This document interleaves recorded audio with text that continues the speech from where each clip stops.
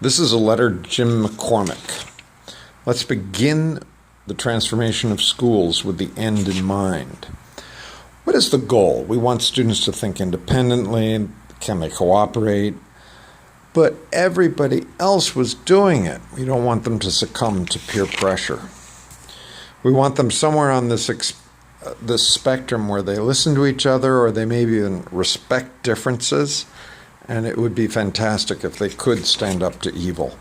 Now let's make a list of some problems. Jim mentioned that there's 60% of some schools, 60% of the students in some schools drop out. And often it's because school is boring. Students are often not ready for college. They need additional skills or work. And this may be an area that's outside of what the academic purpose of schools are. But why are students texting? Why are they driving drunk? What is the purpose of a school? Is it solely academic, or are there emotional and social components? Well, as we debate that, we know that there are some methods that we can use to improve. And part of them are the flipping the lecture, introducing digital portfolios.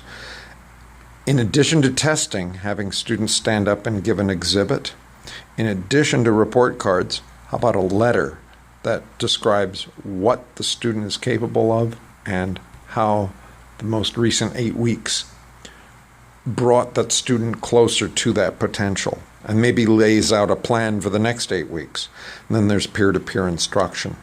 The themes here are personalizing education, raising expectations, and connecting with parents. Now, there are a number of different ways to transform education.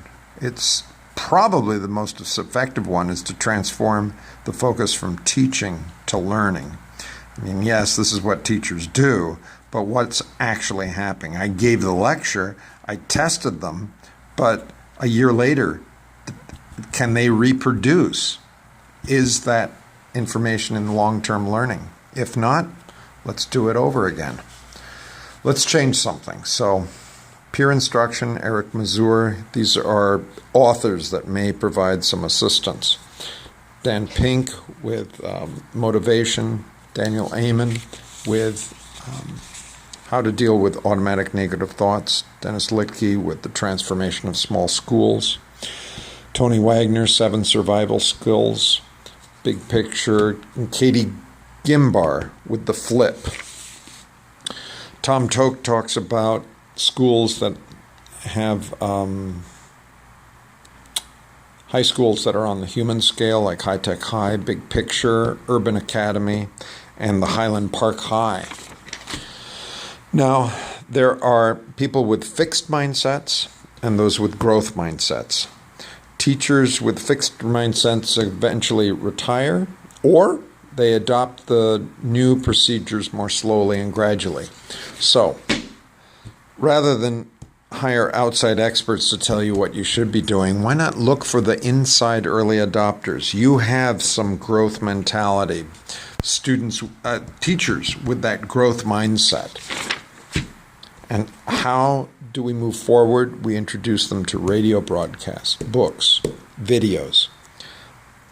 I'm very interested in finding out what caught your attention. Let's talk further. In particular, look at NPR, Dennis Littke, Small Schools. There's a 20-minute radio program here. That's free. Look to tinyurl/Katie Gimbar to see how the flip works. And let's turn ex-teachers into facilitators. Thank you for your time. And of course, there's Beyond Reform. You've got, you can just search on YouTube for Ken Robinson or Enrique Gonzalez. I look forward to hearing from teachers in New Mexico and elsewhere.